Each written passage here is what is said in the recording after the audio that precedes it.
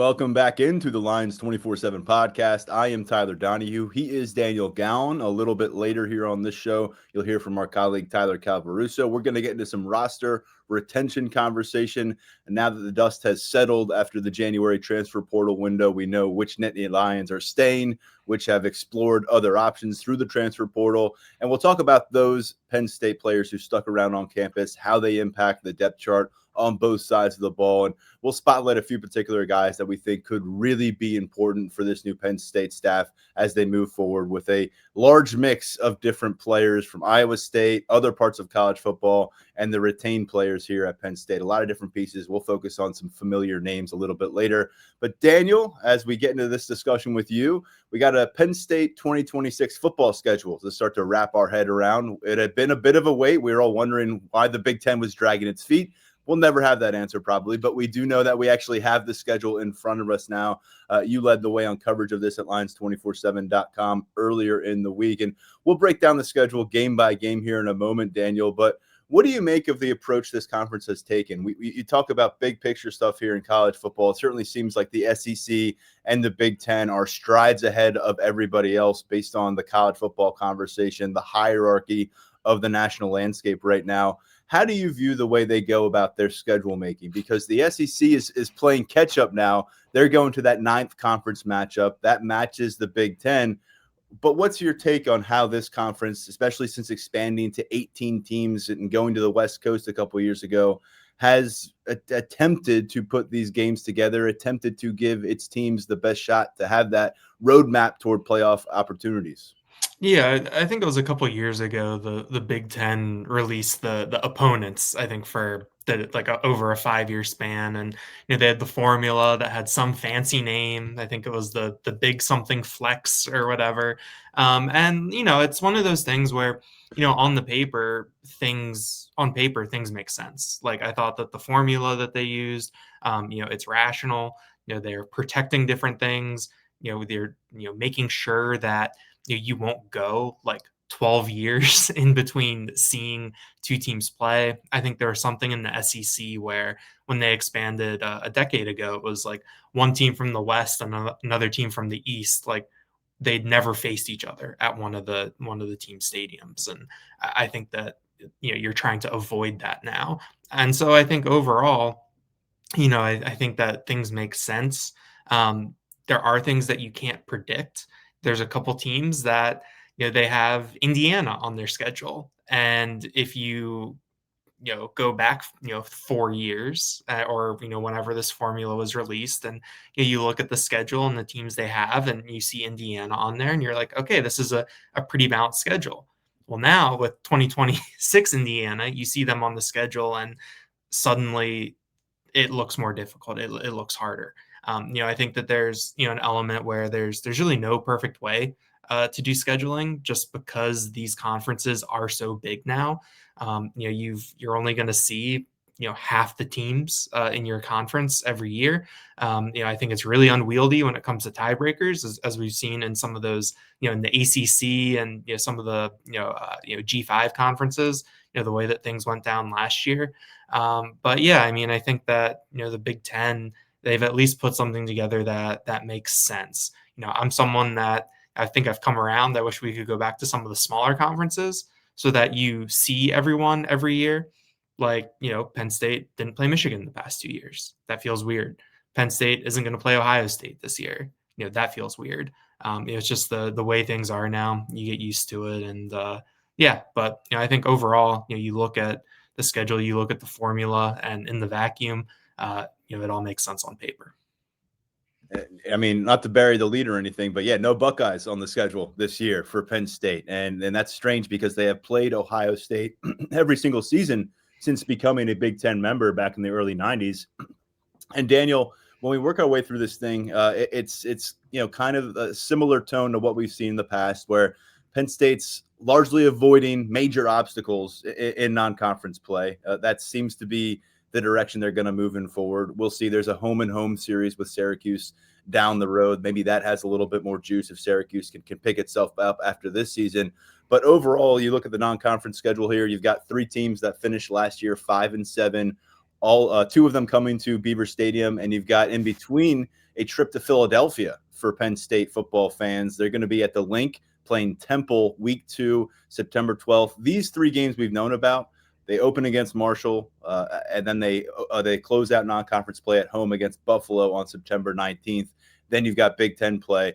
But Daniel, before we get into Big Ten action, where do you stand on this? Because there's a bit of a conversation on our message board last week when you removed Delaware from your 2027 schedule. And that was something that was kind of jointly announced by Delaware and Penn State. And Delaware apparently collaboratively worked with Penn State to find a replacement, which proves to be Maine out of the FCS rankings. Delaware jumped up to the FBS this past season.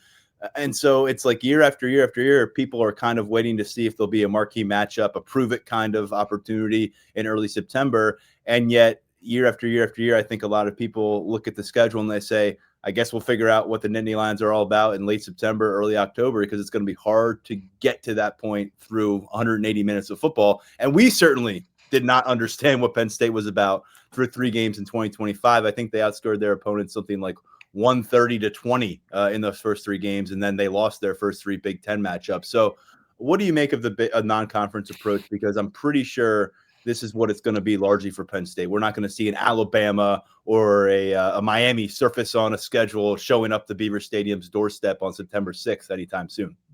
I mean, I just think about when we were in Auburn, more than 3 years ago now. And, afterwards, someone asked James Franklin, they're like, wasn't this great? Like, don't you want to do this again? Like, would you be open to, having another home and home with an SEC team? There's the great whiteout game, after COVID at Beaver Stadium. You have a bunch of fans down in Auburn for a, cool environment in the blowout win. And James Franklin is just like, no. Like, I never want to do this again. Like, we're not going to do this again. And I think after that West Virginia schedule or series expired and you looked at what these upcoming non-con schedules are, like that pretty much held true. I mean, you do wonder a little bit, like, we haven't had the chance to ask Matt Campbell, like, what is your non-conference scheduling philosophy? I think we're still a little early in the relationship for questions like that to come up. But I think that I understood where James Franklin was coming from in terms of, hey, like the most important games on our schedule is, the Big Ten games. And also it seems like the college football playoff, you get evaluated a little bit more by the numbers in your loss column. And I think the goal isn't necessarily to have the most impressive wins. The goal is to get to the end of the season with the fewest losses. And maybe the incentive structure changes a little bit there. With a new the incentive structure changes a little bit there. With the expanded college football playoff. With the different changes that are coming, but it's really hard to tell right now, the way things are going. And so, there's part of me that, I'm in the same boat as the fans, where I think that from our selfish perspective, it's, not as fun to sit down and, plot out our September coverage. And it's, okay, Marshall, Temple, Buffalo. The Temple thing is a little interesting because you get to go to Philly, and that's and all these programs have like high floors, I think, for where they are. Like Casey Keeler did a good job with Temple in year 1. Pete Lembo has done a nice job in Buffalo after he stepped in a bit of a tough situation. And so, like, you can squint and find storylines, find things that are interesting. But what it comes down to is what you're going to see in between the lines on those Saturdays. And, it's not really a compelling product. So, I'm sympathetic to, season ticket holders and people who want to get as much value as they can out of what they're paying for. But at the same time, like, it's just sort of like, this is the game now. This is what it is. And, until there's a way to incentivize it or, make it so that these games can come together, we'll just have to wait and see. It almost feels like at this stage, hey, those fun matchups that we had on neutral sites, September 1st, August 31st, they'll be waiting for you in the first round, second round, third round of the playoffs. That's when you get all those exciting non-conference matchups. But we'll see. There still are some programs out there scheduling some beasts at the start. I mean, Texas and Ohio State opened their season against each other, and obviously both those teams had national championship expectations. So again, starting against Marshall in Beaver Stadium, then after Philadelphia to play Temple, then back home in Beaver Stadium against Buffalo September 19th. The things start on September 5th, a little bit later than it has been recently, where it's been like August 31st, August 30th kickoffs, it feels like. Big Ten play opens at home September 26th against a Wisconsin team that was 4-8 last year. A lot of people felt like the Badgers may be making a coaching change of their own last fall. They did not. They stuck the course. They will be the first opponent that Penn State sees in conference action. Then they have a road trip out to Northwestern. Of course, the Wildcats beat Penn State as a 3-touchdown underdog in Beaver Stadium back in mid-October. It was the final game that James Franklin coached with the Nittany Lions. And then you get back-to-back games here after those. And I don't mean to look past a Wisconsin team that's going to be potentially fighting to get off to a hot start when they know if they don't, their coach is going to be on the hot seat. And then a Northwestern team that beat this particular Penn State team. I don't mean to look past them, but I will a little bit, Daniel, because that cluster of games, October 10th, October 17th, home against USC, team that is kind of consensus top 15 range right now when you look at the way too early top 25 rankings for 2026. And then Michigan, very similar. Sometimes you'll see them in the top 10, routinely in the top 15 to 20 rankings for 2026. We'll see what it looks like for them with the new head coach.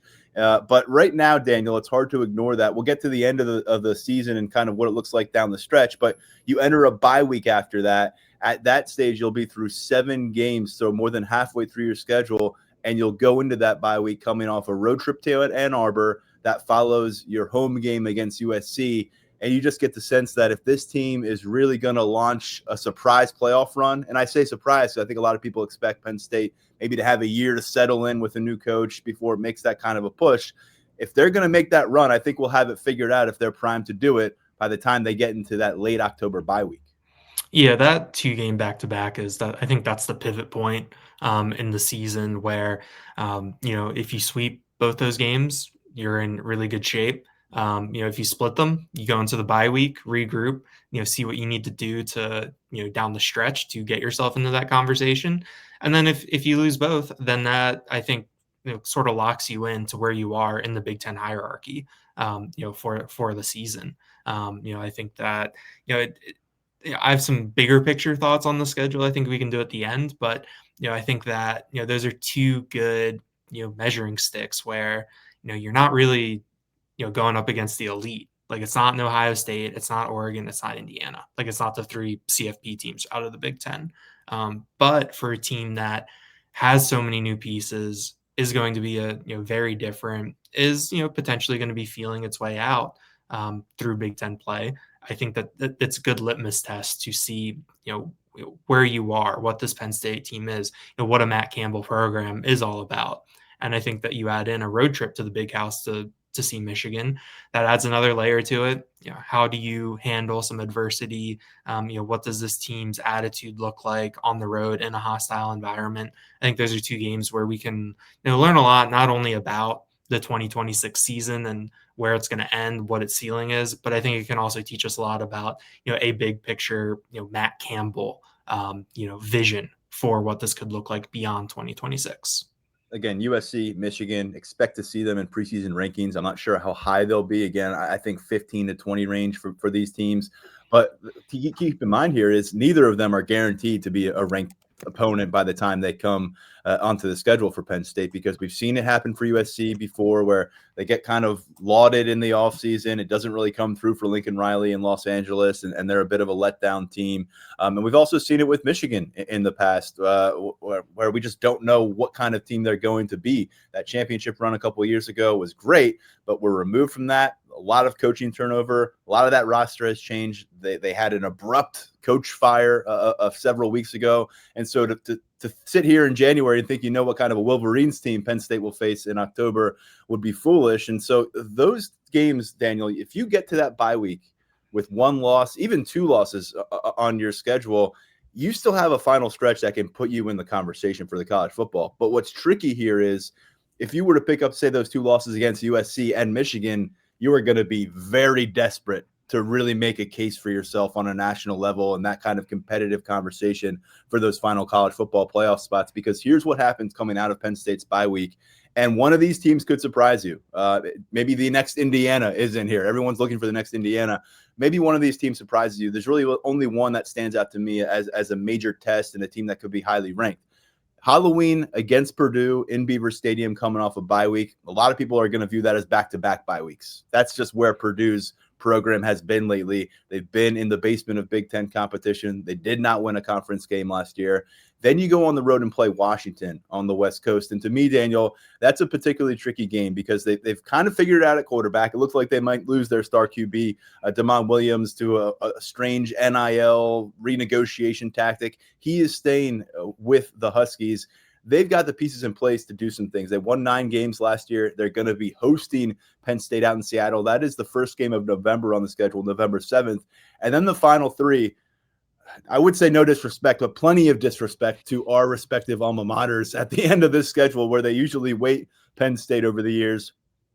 A home game against Minnesota, an 8-win team last year, but a team that has seemingly really hit its ceiling during PJ Fleck's run here. They haven't really taken that next step, knocking off contenders on a consistent basis. Then you finish home against Rutgers, at Maryland, 2 teams that finished last season under 500. I joked with Daniel when we first saw the schedule that could very well be Mike Loxley's finale as Maryland's head coach to close out the regular season if he can't take serious steps down there with the Terps. And so, Daniel, again, to me, you look at that final span of games, 5 matchups that follow your first 7 coming out of the bye week, beginning on Halloween against Purdue. Washington is the one that I think sends some shivers down your spine if you're a Penn State fan trying to forecast this.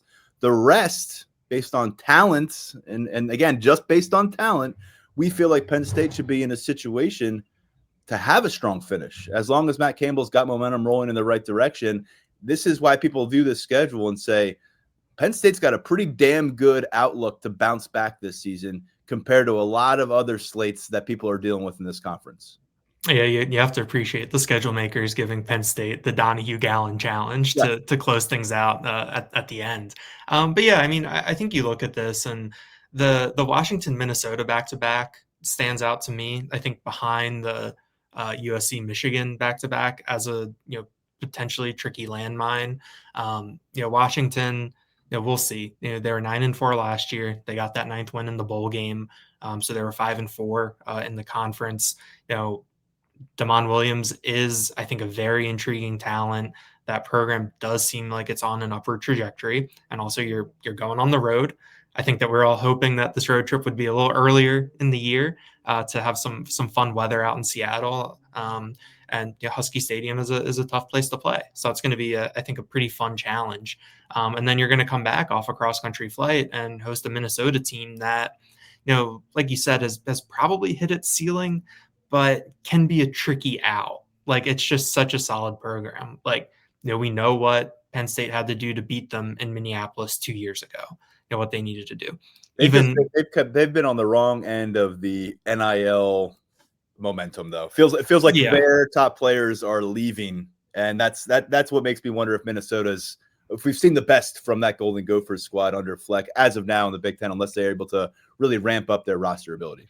Yeah, but I think the one thing is that they're always going to be well coached. It's going to be a very solid, sound football team. And, that the last time they were at Beaver Stadium in 2022, they got waxed. I think it was a 45-17 final, but that was a game where in the first half, Sean Clifford's getting booed. It's, a little ooh, is that Michigan loss going to carry over? Mm-hmm. And so, they're a team that can put a scare into you.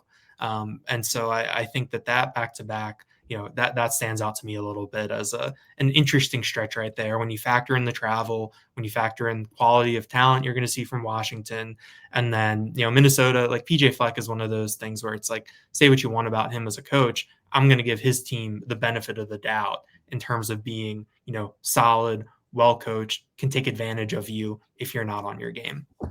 Yeah, and again, I'm looking at this, and you kind of understand why a lot of people are viewing Penn State as a potential dark horse here. You've seen them pop up in some of these way too early rankings, somewhere between like 18 and 23 on average. And again, if they can take advantage of what's a pretty soft landing to the schedule, as we discussed with non-conference play, start to develop some cohesion as a unit. And that's where it's tough for me, Daniel, because I look at this and I say, it could be a 10-2 team, a team that's in the playoff conversation, but that requires me to give them the lean, to give them the benefit of the doubt in some of these potential toss-up games, or a game where Penn State's going to be favored by less than a touchdown.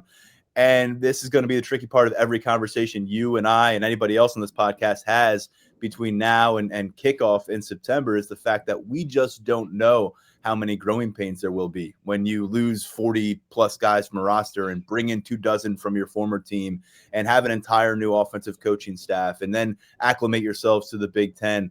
Is that something that they can launch off the ground quick and get soaring by the time they're into the bulk of their Big Ten play? Or is this going to be ebbs and flows where, 1 week we may see a Penn State team that looks like it's turned a corner and found its form, and then the next week some of those traits are not there quite yet as you're trying to establish the identity and a culture in year one of a program that's coming off 12 years under former leadership? And so, Daniel, I think the best part, or the most fun part of a new schedule, is sitting down there and chalking out the wins and losses and being like, okay, this is where I think I see the team.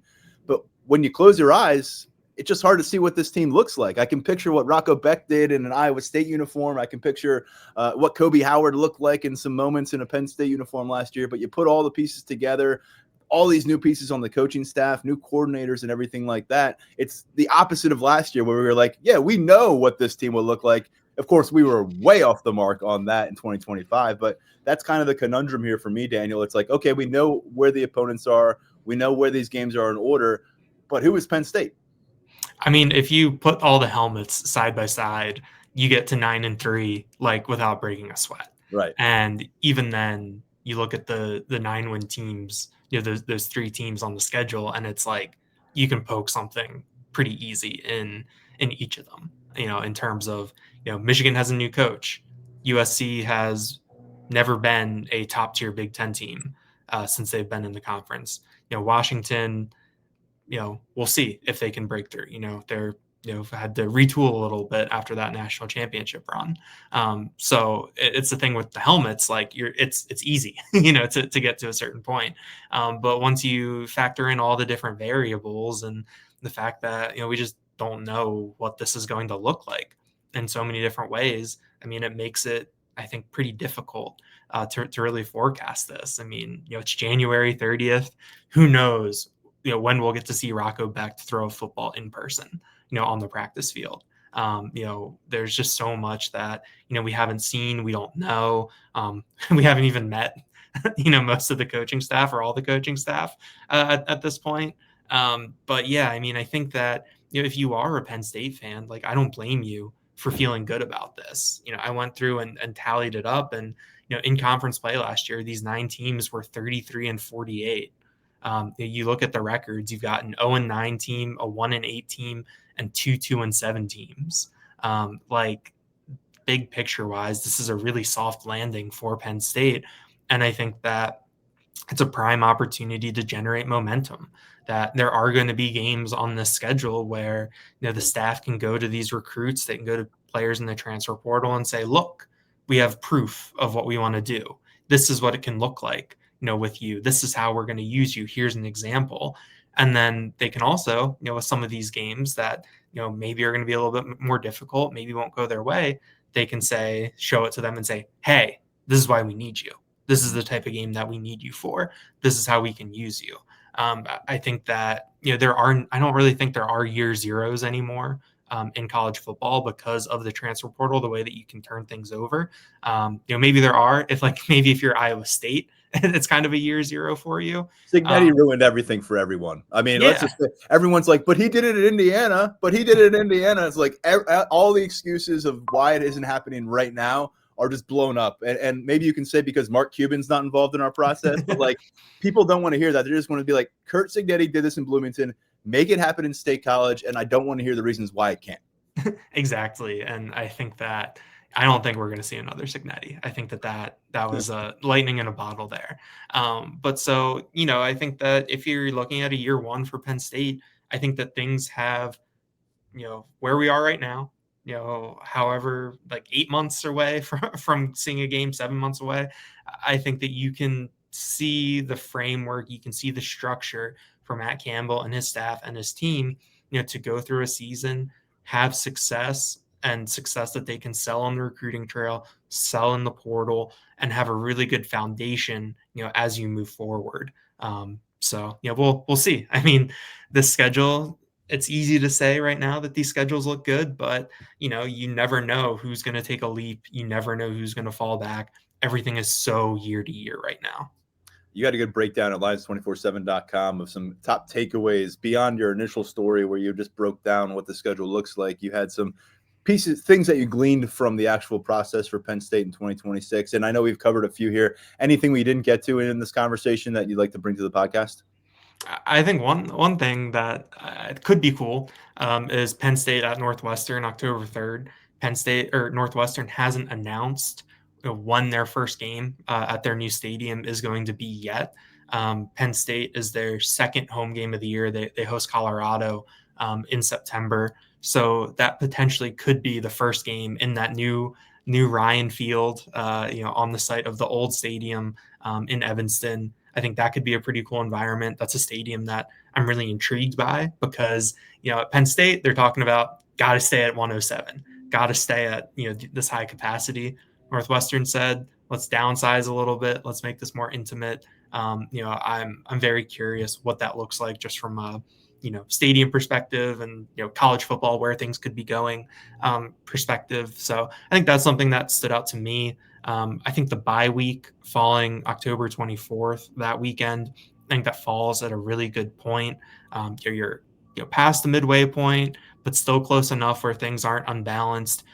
You mentioned when the season starts this year, on September 5th, that weekend, a little bit later than it has been in the past. The way the calendar is, you only get one bye week, where the past 2 years they had two. I think that changes things a little bit, but I think it falls in a good spot.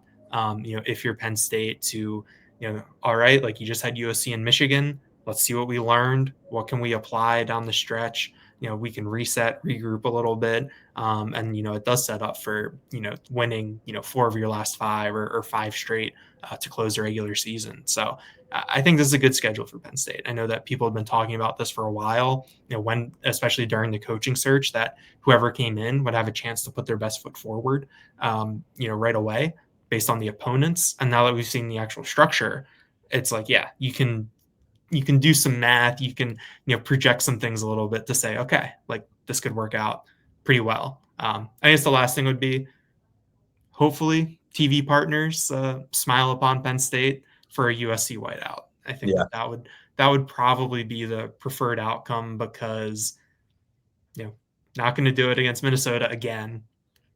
Tough sell against Purdue, even though Halloween whiteout might be fun. And then Wisconsin. Rutgers. Maybe.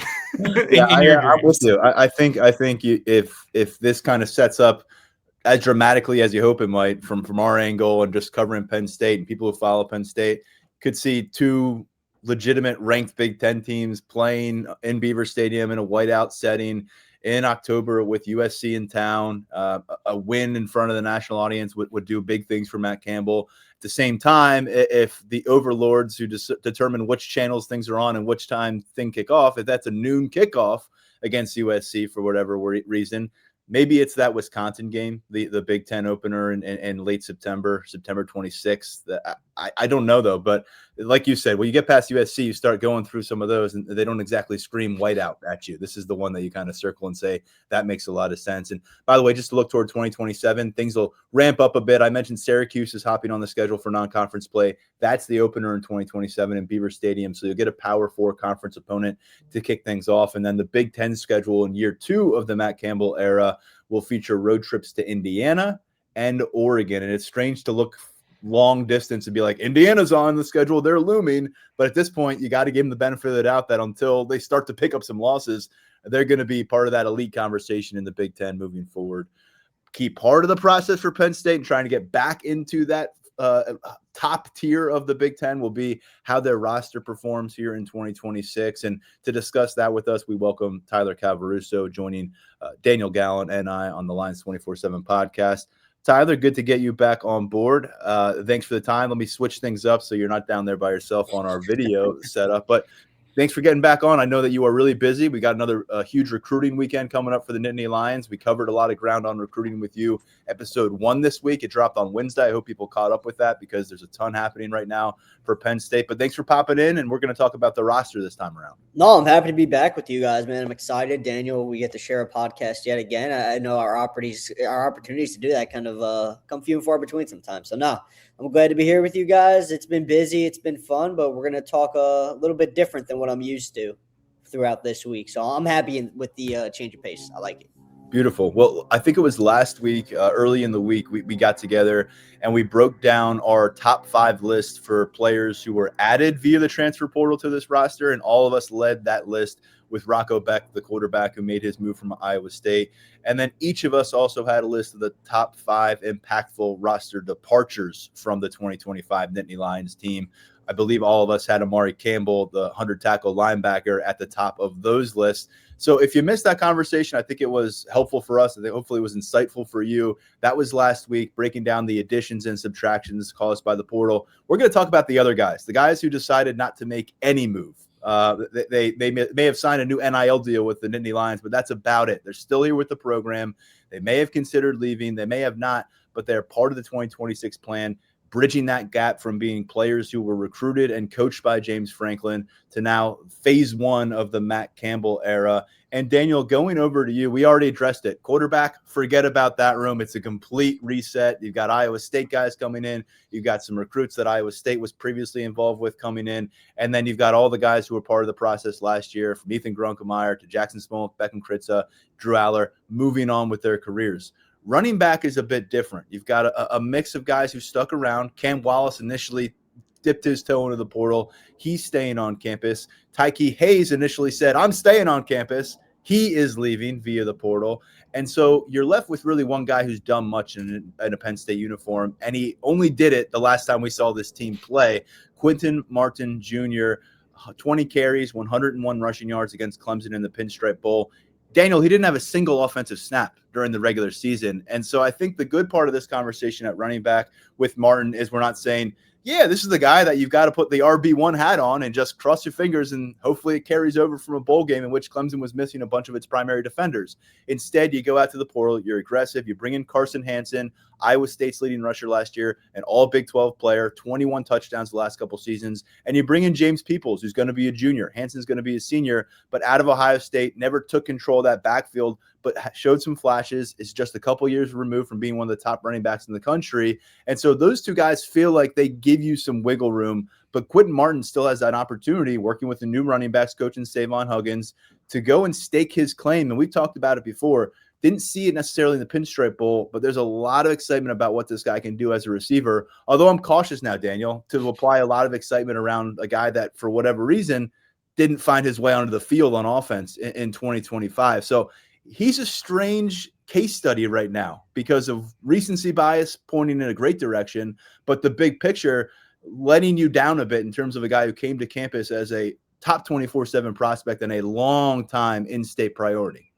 Yeah, I mean, I think with Quinton Martin, the thing that stands out in this room is that there's going to be an opportunity to compete, for a role. I mean, Carson Hansen was Iowa State's leading rusher last year, but it's not the same kind of situation like you were facing with Katron Allen and Nick Singleton, atop that depth chart and not going anywhere. I think that this is probably a bit of a welcome reset for Quinton Martin and for Cam Wallace, where you get the chance with a new position coach, an overhauled position group, and you have the opportunity to make another first impression and show why you deserve to be on the field, why you should be in there.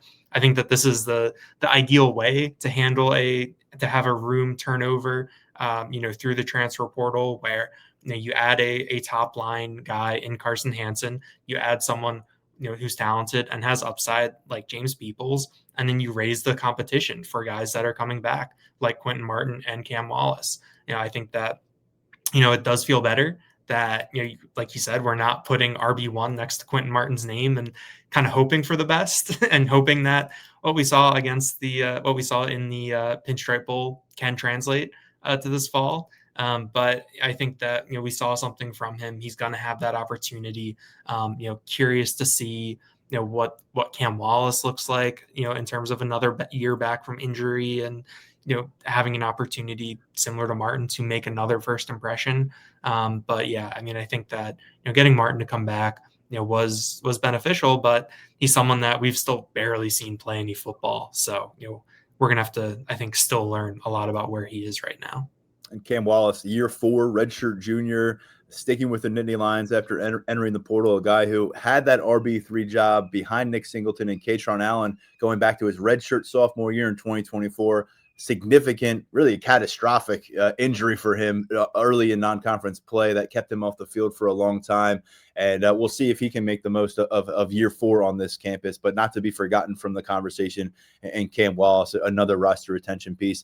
Tyler, let's go over to receiver with you. And year after year after year, this has been a position room that everyone's eyeing up and saying, can it take the steps forward? Once again, the headlines for this room are about the transfer portal pickups, as that has been the case the last couple of cycles with very mixed results. This year, you've got a couple guys who have done it for Iowa State, started for Iowa State, but you're going to need growth from within this room. And coming out of the season, there was a fair amount of young, unproven talent at this position that had been around for a year or 2 or 3. There's been some attrition there. Guys have moved on, many of them to lower levels of college football.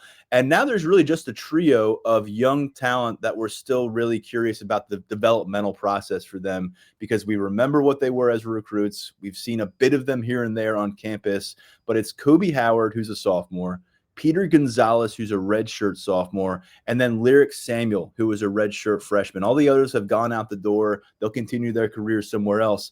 But what intrigues you about each of those guys in their own way? Noting, Tyler, that Kobe Howard has far and away been the one to do it in game action thus far, burning his red shirt, getting some starts down the stretch last year as a freshman, whereas Lyric Samuel sequestered to the sideline as a true freshman, and Peter Gonzalez, unfortunately, impacted quite a bit by injuries during his career so far. Yeah, I was going to say Kobe Howard obviously jumps off the page in this conversation, just given his playing time compared to the 2 others and the potential that he flashed with those reps that he received throughout his true freshman season. And Kobe Howard, going back to his recruitment, where he has developed a long way from where he was as a senior in high school at Chaminade Madonna down in Florida. He has gotten faster, more agile, just overall better route runner. The skill set has really evolved. I think it's a skill set that plays in this Penn State offense, what Taylor Mauser wants to do. So he's going to factor into this conversation quite heavily at wide receiver, I anticipate, in 2026. Lyric Samuel needs to continue getting stronger and developing behind the scenes, but his arrow is pointing in the right direction. He was a guy Penn State wanted to keep around, one of the younger guys that they're confident that they'll be able to coach him up, develop him, get him to where he needs to be. So that's an ongoing process, and it's one that we anticipate would take a little bit with Lyric Samuel when he was coming out of Erasmus Hall in New York. It was a matter of getting stronger in the upper body because he was very thin arriving at Penn State. Now, that's not necessarily an overwhelming detriment once you get in a college strength and conditioning program. It's something you can rectify, and Samuel has improved in that realm. So, again, something to be encouraged about with him. Peter Gonzalez, he just has to stay healthy. He's battled some unfortunate injuries that have hindered his development. Again, I don't think this new staff – I think that they saw traits out of Peter Gonzalez that they could coach up and get the most out of him. But he's got to be on the field. Noah Paul, he can't work with him if he's dealing with injuries as he has in the past. And he's dealt with some bad luck in that realm. But Noah Pauley has coached up wideouts who have the build of Peter Gonzalez in the past. So there's a foundation there to work with. And we remember Peter Gonzalez coming out of Central Catholic in Pittsburgh. Ran well, physical kid, catch radius, could be a vertical threat for you if he gets to where he needs to be. Penn State's hoping to get him to that point. Contested catch guy, big frame, extension. We liked a lot about those pieces for Peter Gonzalez. And I'll be honest with you, There were a few body types that were intriguing to us last year, young guys, but Matt Outen has now taken his intriguing body type to Syracuse. Jeff Exeter has taken his down to Virginia Tech. And so Peter Gonzalez really stands out a little bit in terms of a guy who's just built different from this homegrown talent. Now he's in year 3. Hopefully for his sake, he can stay healthy, have a productive spring, and really put himself on the radar for Noah Polley, Taylor Mauser, and the offensive staff moving forward. Going over to tight end, Daniel, we talked a lot about this last week when we discussed transfer portal pickups, because I think we all had Benjamin Bramer on our list, a tight end who was an all Big 12 caliber player for the Cyclones last year. 6 touchdowns, led the team last season. He's done it as a run blocker. He's done it as a pass catcher, but he's only part of the story when we talk about this infusion of talent at tight end from Iowa State. Gabe Burkle comes to campus. He's got about 60 receptions the last couple of years. He's not quite 6'7" like Bramer is, but 6'6" will work just fine in Burkle's case. And then you bring in kind of a younger developmental piece after those 2 seniors in Cooper Alexander, who I believe is a redshirt sophomore, a guy who they liked as a kind of a developmental piece, like I said, behind the starters at Iowa State. Andrew Rapplier is just so tough to ignore when you talk about tight end right now. All due respect to these guys coming from Iowa State, I don't see anyone forcing Rapplier to the sideline. We're going to see 12 personnel. We're going to see 13 personnel. But if we're going to see consistently multiple tight end packages out there, I feel like Rapplier is going to be hard to displace from the field, and he is someone who is going to be crucial for, again, bridging the gap between 2 cultures, from the Franklin era to the Campbell era, making sure that guys are on track, that guys are focused on the task at hand. Rapplier is going to call you out if you need to be called out, and it's good to have a guy like that in your corner if you're Matt Campbell. We know that Terry Smith was highly, highly praising Pat Fryermuth's impact on this locker room, on this roster, as they got hot down the stretch of the 2025 season. Yeah, I think with Andrew Rapplier, I think, like you said, what he can do in the locker room, that he was one of those guys that Terry Smith picked his spots, it felt like, down the stretch in terms of what guys he was going to gas up, which guys that he was going to potentially lay a foundation for coming back in 2026 under the new staff. Andrew Rapplier was one of those guys, and we saw it on the field, the way that he was playing, the way that he was approaching things. It really stood out to you. He was someone that back in August, we saw him on the practice field for the first time coming back from that injury. And our reaction was, wow, this guy's really rusty. This guy, needs to knock this rust off. He needs a little bit more time to get his feet under him. And then over the course of the season, you saw him do exactly that. I think that bodes really well for his development going into this offseason and beyond. You bring in Taylor Mauser, who was the Football Scoop tight ends coach of the year. I think that's something else you have to factor in terms of where Rapplier can take things as he moves forward. I think that getting him back is really, really huge for Penn State's roster in terms of retention. He was also one of the first guys to announce he was coming back. And I think that set a tone. And he is a tone setter with the way he goes about things and the way he approaches things. I think that Rapplier is someone that is really going to benefit from this new staff. And he's someone that this new staff can really utilize in a couple different ways and successfully on the field. Some of the early announcements, too, coming off the Pinstripe Bowl of guys saying, I'm locked in for 2026, came on the offensive line.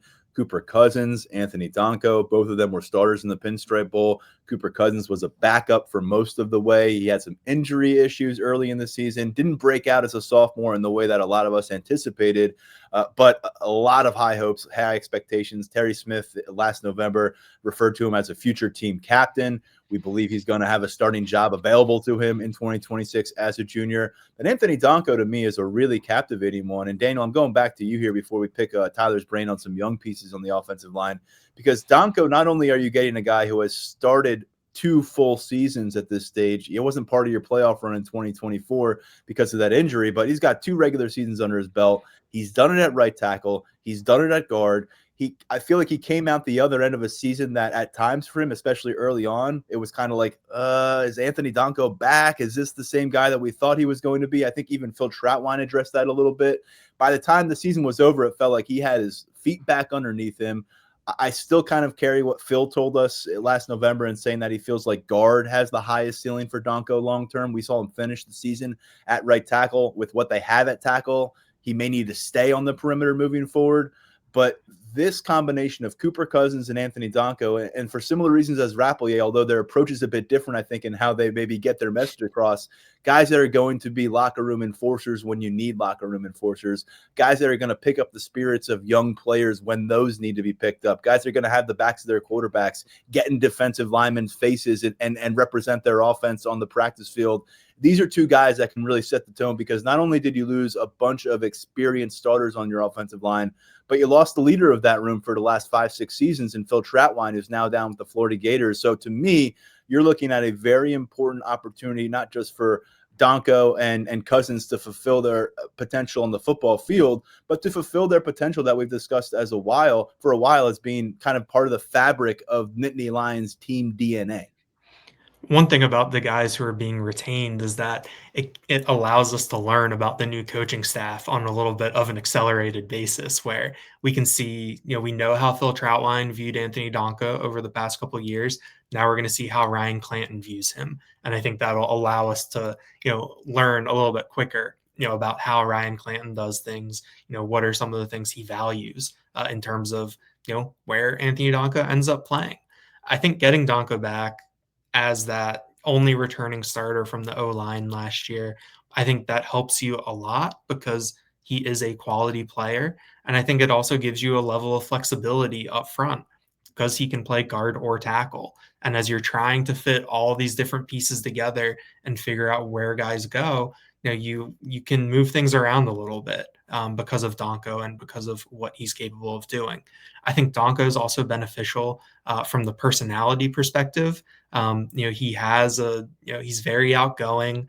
We've seen him be, fiery on the field, and then off the field, he's just generally pleasant to be around. I think in that, when the O-line sat down with CBS before last season, I think Donko was one of those, maybe a breakout star in terms of personality, where, he's not the Nick Dawkins type in terms of how he approaches things, but he was always laughing. He was always joking. And he seems like someone that you want to have in your locker room because he can connect, different types of people and just be a general good presence there.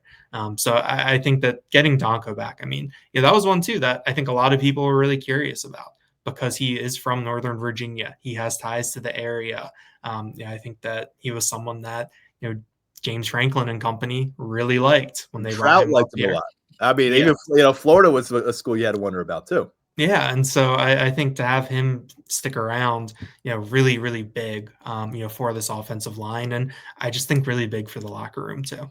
Yeah, I complete agreement there. And before we get over to tackle, Tyler, because I think that's really a compelling spot to look at right now, especially with some of the younger pieces.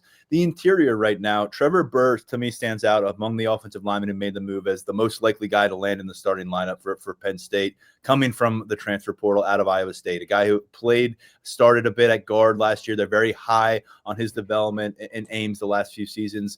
He could push for a starting job there. You've got Cooper Cousins. Maybe Anthony Donko is back in at guard, pushing for a job there. But at center, Tyler, a guy that we discussed last week, is going to command some serious attention there. Brock Riker, he was the starter at Texas State as a redshirt freshman last year, actually earned some freshman All-American honors as well along the way, became a pretty coveted commodity in the transfer portal this winter. Penn State's got him now. He's going to compete at center, but Dominic Rulli also came back for a reason. He's a guy who joined the program as a walk-on, was eventually put on scholarship, started the Pinstripe Bowl with Nick Dawkins on the sideline, and a guy who has a lot of experience on special teams as a backup player at Penn State. He is going to push for that job at center under a new coaching staff.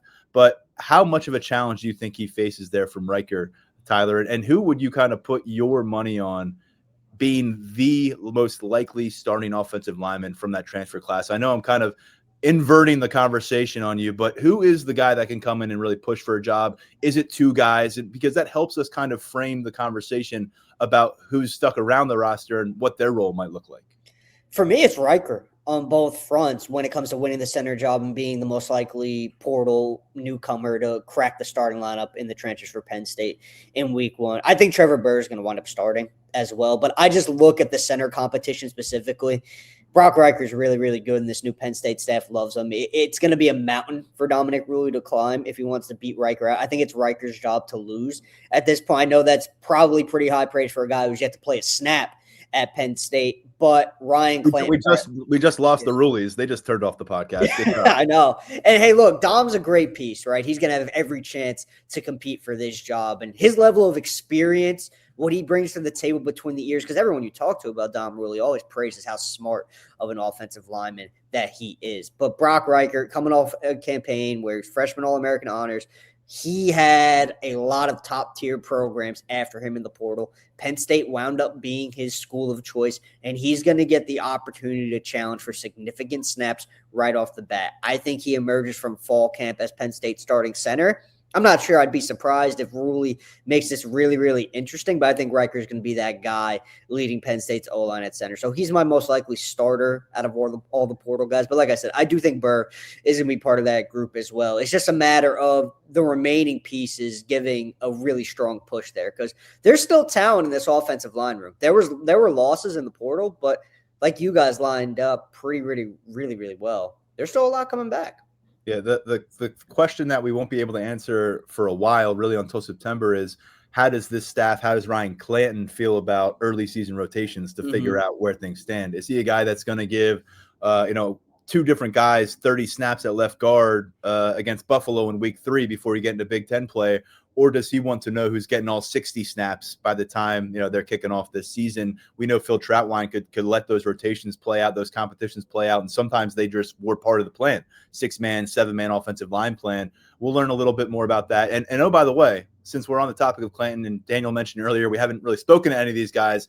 We can share that next Wednesday, the February signing day, we're going to be back in team facilities, get a chance to not just hear from Matt Campbell for the first time since his introductory conference, but we're going to hear from all the new staff pieces, defensive coordinator, general manager. Going to be a really busy day for us at Lions 24/7 next week, but stay tuned for coverage of that. I wanted to put that out there. We've known it was on the radar for a while. We couldn't talk about it publicly for a bit until Penn State put it out there themselves. So that's our plan for next week. We will hopefully get a lot more insight on several of these players from their new coaches.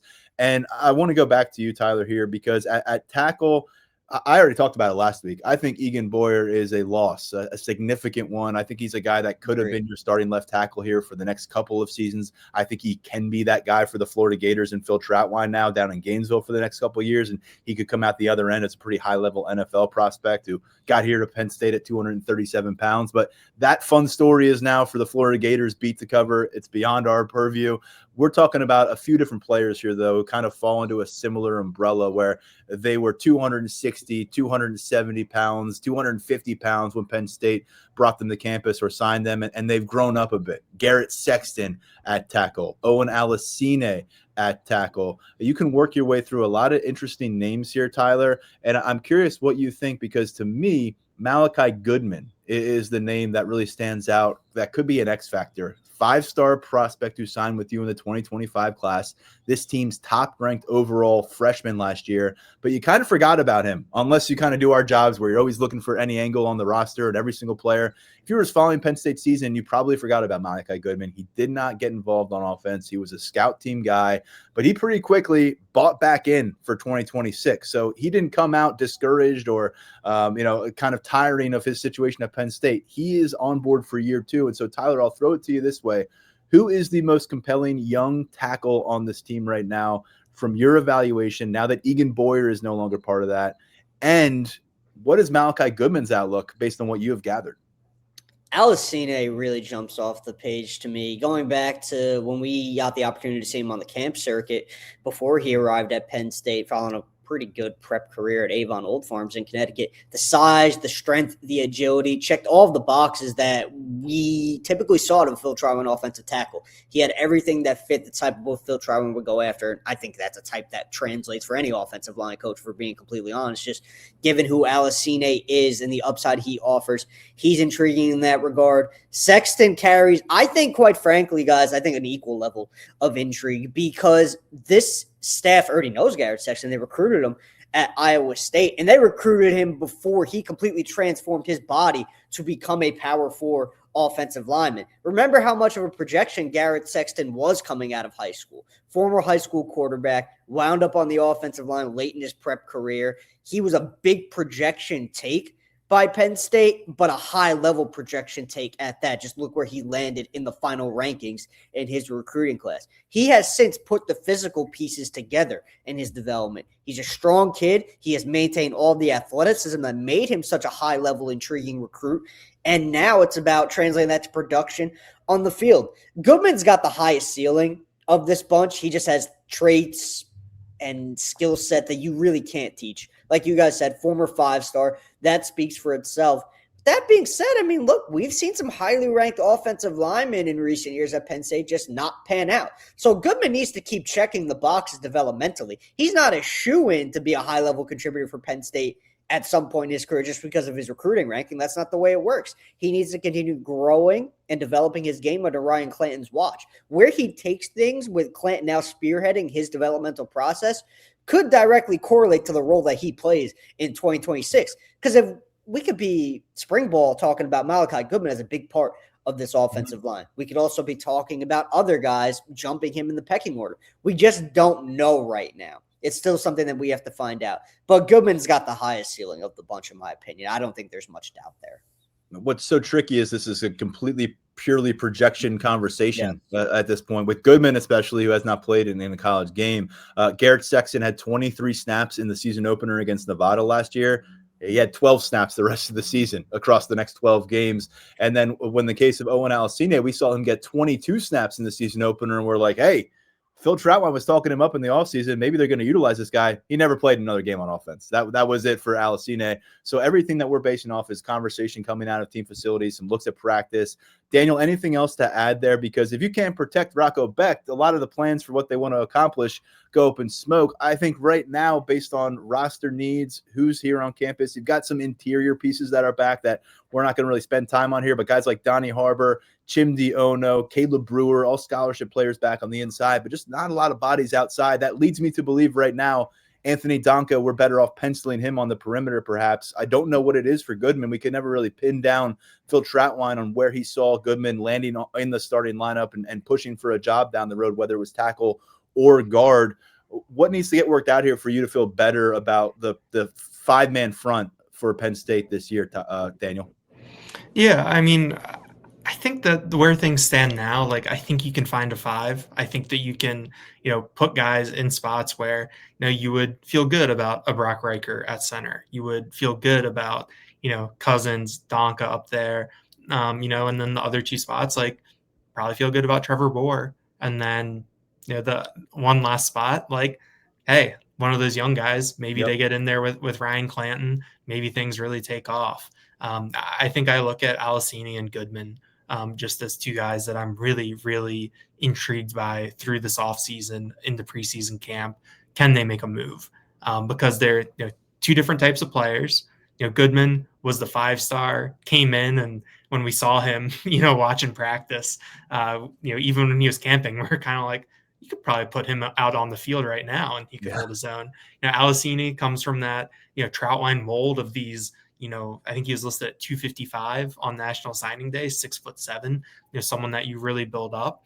So two different trajectories, but I think that, potentially like a left tackle battle between these two guys could be a lot of fun through camp. So I think the big thing that you're looking for between now and September 5th is, can some of these young guys who are retained, can they take really big steps forward so you feel better about that depth, so you feel better about the talent level?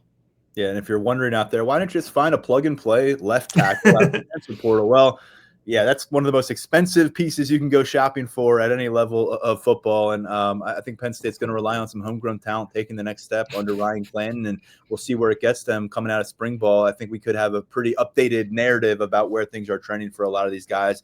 Let's go across the trenches to the defensive line. A lot of movement there, guys. We knew they were going to lose some pieces in terms of senior talent like Zane Duran and Denai Dennis Sutton. We weren't so sure that we'd see Zariah Fisher take a 7th year somewhere else in the Big Ten like he did at USC. SEC, or a guy like Xavier Gilliam, who really came on strong, kind of overtook Alonzo Ford, who was also a senior for that number 2 defensive tackle job.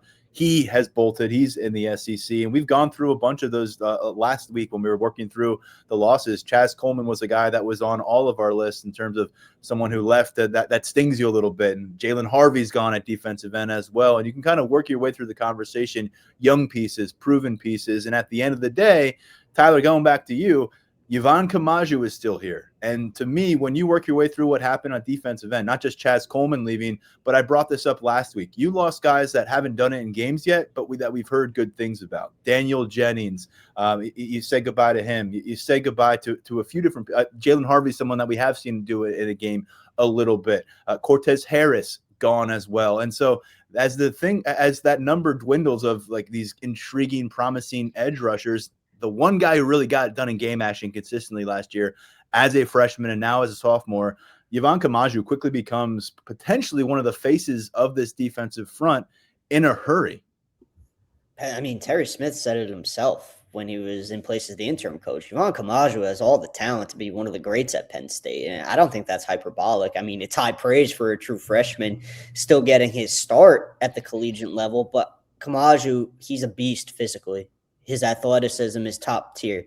He has a lot of the traits that you look for when it comes to playing in the NFL. And his level of production in year one, right off the bat, was pretty impressive, given the fact that we weren't quite sure what Yvonne Kamaju was going to be coming out of high school right away. He was raw coming out. There was no doubt about that. And we said it quite often. They had a very high ceiling. But he originally looked at him as maybe a guy you file away a year or two, and then he's producing at a high level. Nope. Year one, he's that guy. Big time keep for Penn State. One of the most important keeps of the offseason. Same thing with Max Granville, even though he missed the 2025 season. Those two guys, bringing them back to play on your defensive line, it just raises the floor and the ceiling of that unit. Keeping those guys around was paramount for this staff, especially Kamaju, because, again, he hit the ground running as a true freshman, and I really think he could take things to a whole nother level in 2026, working with this new Penn State staff and working in this new defensive scheme. There are 2 third-year players, Daniel, on this team that I look at and say, if it comes together for them, they could be really special players this year. And one of them is Cooper Cousins, who we just talked about. You could all of a sudden get all Big Ten type production from a guard spot from Cooper Cousins. He fulfills that long-term excitement about him. All of a sudden, you're cooking with something special on that offensive line. Max Granville is the other one. Third-year player. Doesn't feel like he's been with the program that long, but he reclassified to get to campus in 2024, said goodbye to high school a whole season ahead of time, got to campus, was in position to maybe burn his red shirt, didn't do that, but in position to maybe play a big role if Abdul Carter couldn't go in the national semifinal game against Notre Dame, didn't have to do that. But last year, he was circled as someone who was going to be in that 2-deep conversation at defensive end, maybe pushing Zariah Fisher to start opposite of Denai Dennis Sutton. He suffers an injury in the offseason, wiped out his redshirt freshman year. He's a redshirt sophomore now. I'm sure he could apply for a waiver from the NCAA if he wanted to and get another year down the road. But Daniel, if he can be healthy this year and hit on all cylinders, that does some wonders for you, because all of a sudden you've got a solution at defensive end, and you're not as reliant upon Yvonne Kamaju being a superstar at one of these spots, or a guy like Deshaun Burnett, who's a redshirt freshman, or a Mason Robinson, who's a redshirt junior, of those guys having breakout moments for themselves. Max Granville is really an X-factor type of player on the defensive line, and really I think for this entire defense, because of what they're lacking in terms of true edge rush twitch guys who are going to beat their perimeter offensive linemen, going to be a problem. A la Chop Robinson is what we kind of heard with Granville. And so to me, he's a name that I think some people kind of forgot about a little bit, but we're here to remind you that this dude is a significant part of the puzzle. As we've seen the past couple of years with guys like Abdul Carter, like Chop Robinson, even like an Adisa Isaac, like the value of a high-level pass rusher coming off the edge. Arnold Ebiketie, my first year on the beat in 2021, that can't, be, I think, understated. And you're not asking Max Granville to be Abdul Carter or Chop Robinson. I think that's a pretty tall ask for any player. But if he can come in and give Penn State consistent presence on the edge, I think that really, really bodes well for you. I mean, we talk about it all the time where, a game-wrecking defensive end can really, really change things for you. And, we saw a lot walk out the door at that position, guys that we did see wreck games for, different amounts of times and make plays. So you want to find someone who can step into that void a little bit. And I think Granville is the top line guy for it. To piggyback off what Tyler was saying about Ivan Kamaju, go back in time, take that time machine to last winter, last spring. Kamaju was, Chaz Coleman before Chaz Coleman got here. You put that perfectly. I was going to phrase it the same. That was great. Yeah, like he was the guy that we were hearing about, as the guy. Obviously, different player than Chaz Coleman. Maybe he can't pass rush as well as Chaz Coleman, but Penn State trusted him to play the run, which you couldn't say about Chaz Coleman. So different sort of player, but still someone who was getting that buzz, someone who showed up on campus, and the staff was immediately like, yeah, this is someone who can help us. And then you get to the fall and Terry Smith is saying, this is someone we need to help us, across his freshman year. So I think that in terms of building blocks, Kamaju, Granville, I think it's a good place to start on the edge. We know what Penn State added on the interior. We're still not exactly sure what this is going to truly look like under Danton Lynn, but I think that you at least have guys you can pencil in on the edge and say, okay, we have upside here. We have some things to be excited about.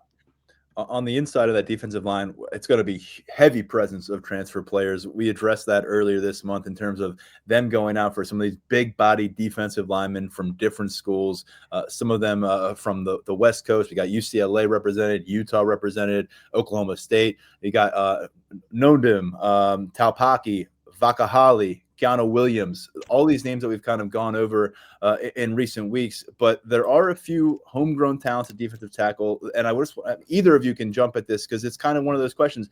Anyone on this podcast right now particularly high on Ty Blanding, Liam Andrews, or DeAndre Cook? There's one guy on that list that I find myself particularly impressed by, but either of you want to make a case for Liam Andrews or Ty Blanding or a DeAndre Cook right now? Cook and Andrews are redshirt sophomores who haven't played much at this point. Blanding, a redshirt junior, and that's really what you're working with in terms of roster returners at DT.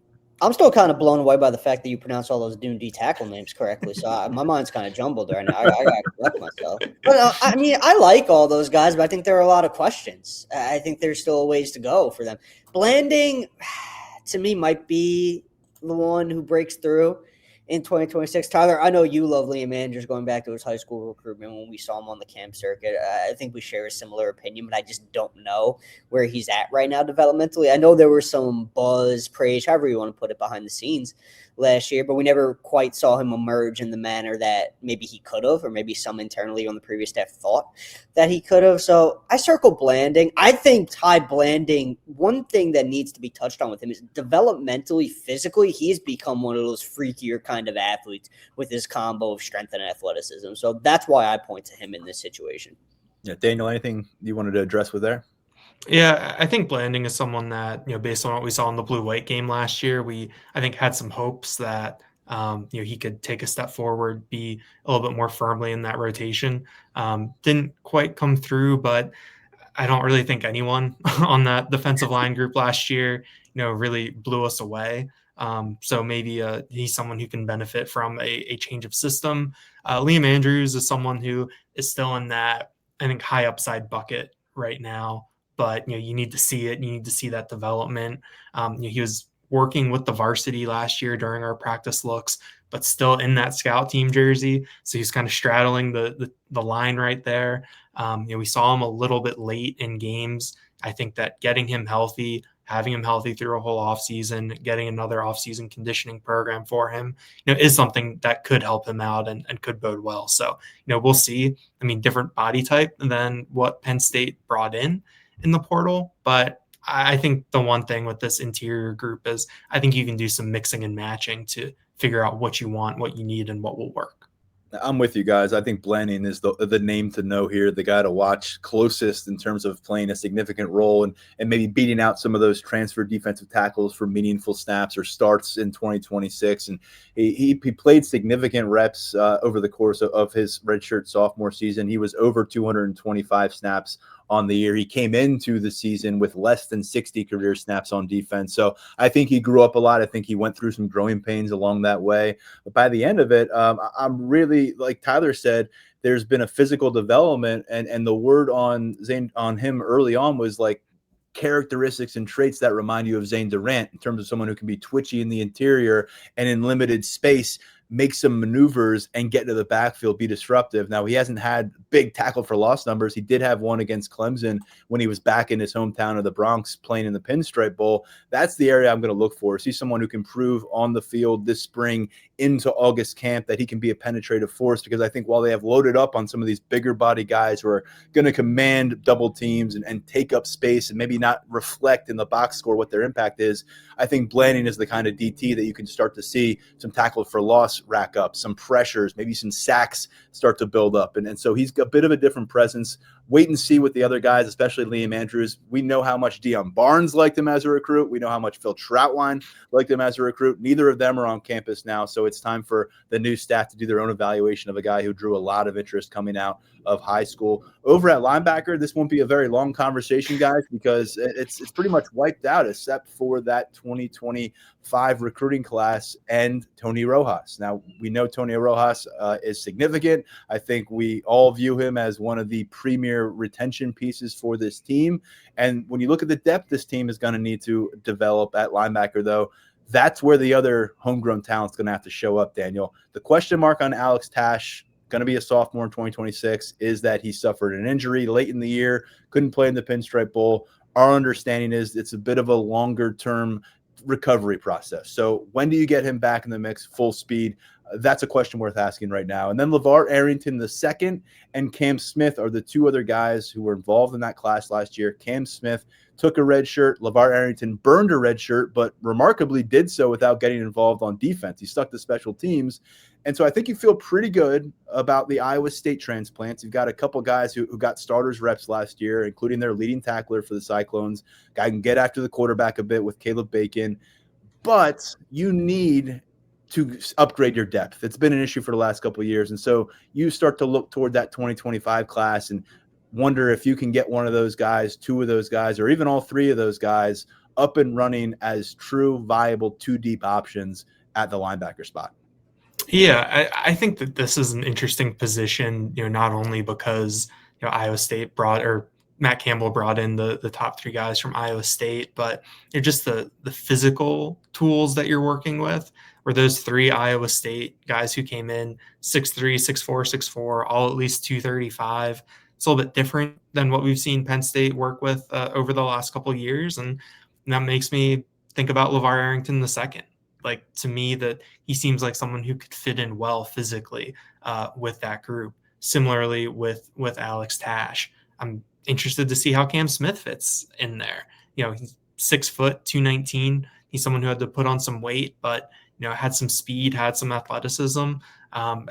This is one of those things where, even though Tony Rojas is coming back from that injury, even though you are bringing back those 3 second-year players, you really do feel like you're starting from scratch at this linebacker spot this year, because it is going to be different defensive system. And we didn't see Tony Rojas for 2/3 of the season last year. So it feels like that he's almost like a new addition again this year. But yeah, I do think depth will be something to watch. We just saw it last year, where Tony Rojas goes down and the depth wasn't ready. They couldn't really backfill there. It's easy to say that, hey, we've got 3 or 4 guys that we feel good about, but if you lose one of them, the ripple effects, I think, can hurt you a little bit. So we'll see. Tyson Veit is someone who has a lot of familiarity with Campbell and what he likes to do. And I think that can help, as you put the pieces together, but definitely going to be a spot to watch. And it's you talking about the new coordinator. You got this linebacker coach kind of tandem with Dan Connor sticking around there, and Veit making his move after being a defensive coordinator. A lot of new voices. We'll see what the technique looks like, the approach looks like a linebacker, if there are any course corrections based on what they've done in the past. But I think first and foremost with this room, it's got to be able to be deeper. You've got to be able to avoid being on thin ice like they have been, where you feel like if you don't have your starters, you can't play your defense. It's a hard way to operate. It's a hard way to live, and they've done that for the last couple of years. So Rojas clearly to me, if he is not the number one roster retention piece, he is in that conversation. I loved what we saw from him at the start of his junior year, playing off of Amari Campbell. I think ideally you would still have those guys playing off of each other, but Campbell went elsewhere, got paid more, and Rojas got paid just fine at Penn State. And I expect him, if he can remain healthy, and that has been an issue for his 2 years as a starter, 2 different injuries, but it has been a bit of an issue. If he can stay healthy, there's every reason to believe, based on his profile at this point, what he has established on the field through his body of work here, that he can be a guy who challenges for all Big Ten caliber kind of a season, that can be one of the tone setters for your defense. But a big year for him to prove that he can do it from game 1 through game 12, 13, 14, 15, however many you can get. Tyler, going over to the defensive backfield, and we'll finish this conversation. 2 very different circumstances where at safety, you said goodbye to your top 4 players at the position. One didn't have a choice. Zachy Wheatley was down to his last year of eligibility. He was going to the NFL regardless. The other 3 guys all hit the transfer portal. Dejon Lane, King Mack, Antoine Belgrave-Shorter, they have departed your program, whereas cornerback, all 3 of the guys who started in the Pinstripe Bowl are sticking with the team. Zion Tracy at the nickel position, Darius Dixon, who was a standout freshman and burned his red shirt, and then on Davian Collins, who was a transfer pickup a few years ago and has really impressed year to year to year, back as a starting cornerback. When you look at those 2 different rooms, Tyler, I know I just mentioned the 3 cornerbacks, but who do you think outside of those 3 starters who returned from the Pinstripe Bowl, who was the biggest retention piece for this entire defensive backfield? I know I talk about him every single time, and I rave about him, and I go on and on and on. It's Darius Dixon. I mean, just the upside that he has, what he showed in year 1 at Penn State, it's got to be him. That being said, this is the reason I didn't want to start on my diatribe about Darius Dixon. I don't think people understand how good – well, maybe they understand. They might not realize how good Jameer Joseph could be for this Penn State defense in 2026 and beyond. Terry Smith loves this kid. Penn State loved this kid coming out of St. Joe's Regional in North Jersey.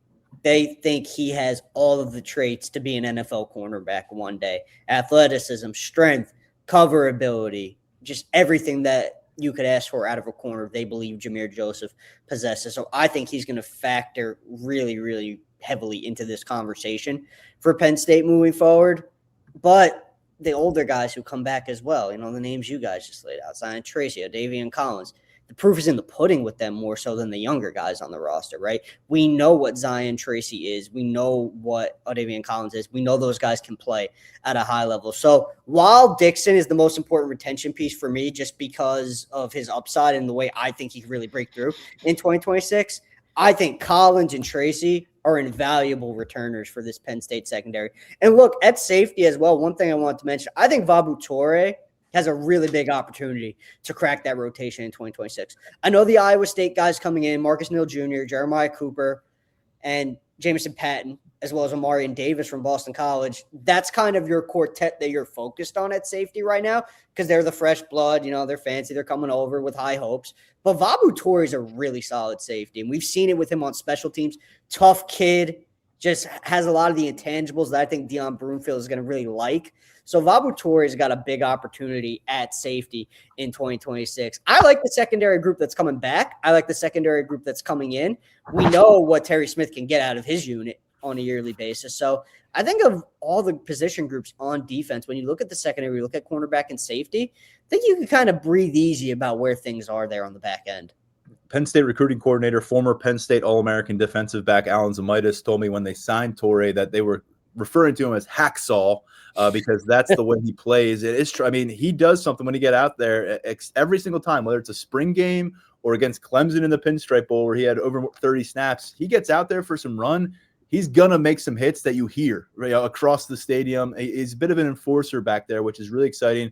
He had 100 career snaps going into the Pinstripe Bowl. He had over 30 in that matchup against Clemson. And I'm glad you brought up Jameer Joseph because it's always hard to get ahead of yourself in the transfer portal era for what your roster is going to look like 2 years from now. But you may have made sure that you have a starting cornerback tandem of Darius Dixon and Jameer Joseph as year 3 guys in 2027 because Collins and Tracy are senior status. And so I love what they were able to do in the short term. Collins finished his season on a hell of a note. He did great at Michigan State, dealing with Nick Marsh in their first win of the season. And so I'm big on Collins. I think we're all big on Thaddeus Dixon. We know what Zion Tracy is, but Jameer Joseph, like you said, kind of a stealth piece there that stuck around. And it really is a one-man conversation at safety in terms of scholarship players on this roster, Daniel. Vabu Torre's back, and everybody else is gone, and there's competition that's coming through the transfer portal. What stands out to you most as we kind of sort through this defensive backfield? Yeah, it's kind of funny where you have all the cornerbacks back and all the safeties gone. Yeah.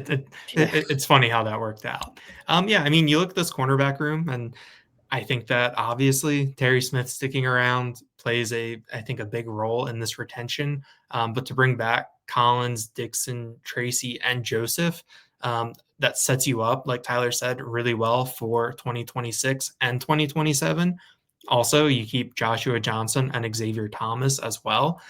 Two guys that we didn't see last year, but I think are intriguing players where, Johnson always caught your eye on the practice field just because of how big he is. And then Thomas was getting a lot of work in the nickel, and, getting to learn from Zion Tracy, I think is something that can really benefit you moving forward. So, I think this cornerback group is great. I know that some of the guys in the transfer portal, I think Ivan McDaniels, he's someone who could factor in there and could play there down the line. So I think you've got competition and you've got talent, which is really good.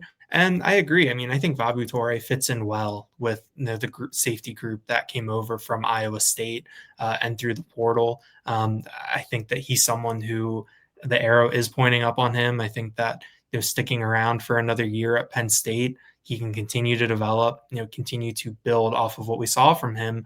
And I think that, the physicality that he brings just cannot really be, understated, can't be underrated, what that can do for you for a defense as you're trying to establish a new identity, trying to, this whole thing's been overhauled. So if you can have an edge out there, you can have something like that to hang your hat on. I think that bodes well for you as a team.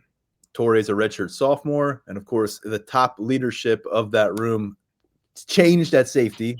Poindexter now at Tennessee. Terry Smith back in that room, 13th year as the cornerbacks coach for Penn State. So that probably had something to do with what you saw take place on the roster at both those spots. And oh, by the way, because if we failed to mention him, I think it would be a major disservice to the conversation that we just had.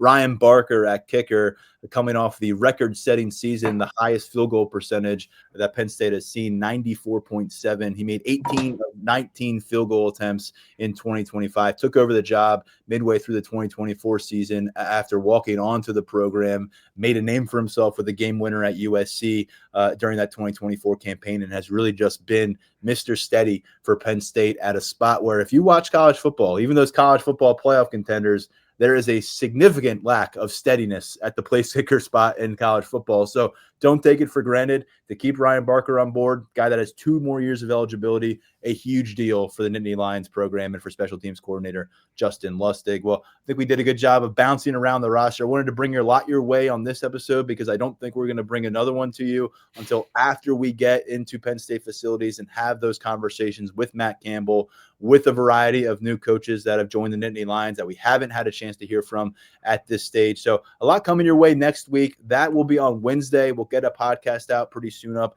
after those experiences. I know Tyler has you covered this weekend on another big recruiting opportunity for Penn State. Key visitors coming to campus. If you want to learn more about that, circle back to our last episode that dropped on Wednesday. We broke down everything in the world of Penn State football recruiting with Mr. Calvaruso. Guys, appreciate the time. January is a wrap at this point. What a month it has been at Lions247.com. We'll see what February brings us, but appreciate both of your coverage. A lot of diligence along the way this month and for bringing it to us on the podcast as well, guys. Thanks, Tyler. Yeah, thanks, man. Appreciate it. On behalf of them, I'm Tyler Donahue. You've been listening to the Lions 24/7 podcast.